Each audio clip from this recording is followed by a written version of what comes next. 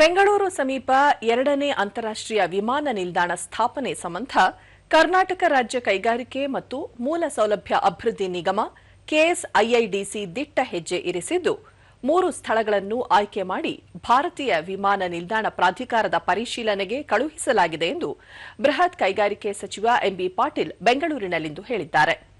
ವಿಮಾನ ನಿಲ್ದಾಣ ಪ್ರಾಧಿಕಾರದ ಅಧಿಕಾರಿಗಳು ಸ್ಥಳ ಪರಿಶೀಲನೆ ನಡೆಸಿದ್ದು ಹಲವು ವಿಷಯಗಳನ್ನು ಪ್ರಸ್ತಾಪಿಸಿ ಗುರುತಿಸಲಾಗಿರುವ ಸ್ಥಳಗಳಲ್ಲಿನ ಸವಾಲುಗಳ ಕುರಿತು ಮಾಹಿತಿ ನೀಡಿದ್ದಾರೆ ಎಂದು ತಿಳಿಸಿದ್ದಾರೆ.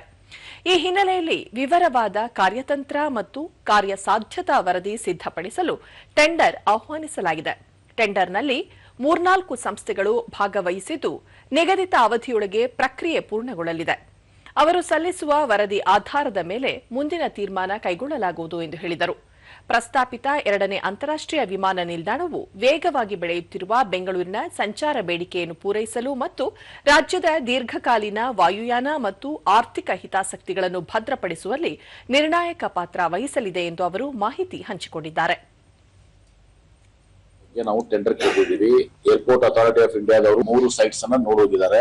ಆ 3 ಸೈಟ್ ನಲ್ಲಿ ಅವರು ಅನೇಕ ವಿಷಯಗಳ ಬಗ್ಗೆ ಪ್ರಸ್ತಾಪ ಮಾಡಿದ್ದಾರೆ. ಚಾಲೆಂಜಸ್ ಏನಿದಾವೆ ಎಲ್ಲವನ್ನ ಆ ಚಾಲೆಂಜಸ್ ಸಲುವಾಗಿ ಟೆಂಡರ್ ಕರೆದಿದ್ವಿ. ಟೆಂಡರ್ ನಲ್ಲಿ ಈಗ 3-4 ಜನ ಪಾರ್ಟಿಸಿಪೇಟ್ ಮಾಡಿದ್ದಾರೆ. ಅವರಿಗೆ ಒಂದು ನಿಗದಿತ ಟೈಮ್ ಇರ್ತದೆ, 30-40 ಡೇಸ್ ಅಥವಾ 2 ಮಂತ್ಸ್ ಟೈಮ್ ಗೊತ್ತಿಲ್ಲ. ಅದು ಮುಗಿದ್ಮೇಲೆ ಆ ರಿಪೋರ್ಟ್ ಬರ್ತದೆ. ರಿಪೋರ್ಟ್ ಬಂದ್ಮೇಲೆ ನಾವು ಕೇಂದ್ರ ಸರ್ಕಾರಕ್ಕೆ ಹೋಗ್ತೀವಿ. ಈಗ ಅವ್ರು ಪರ್ಮಿಷನ್ ಕೊಡುವಂತದ್ದು ಅಂತದ್ದು ಯಾವ್ದನ್ನು ಕೂಡ ಇಲ್ಲ.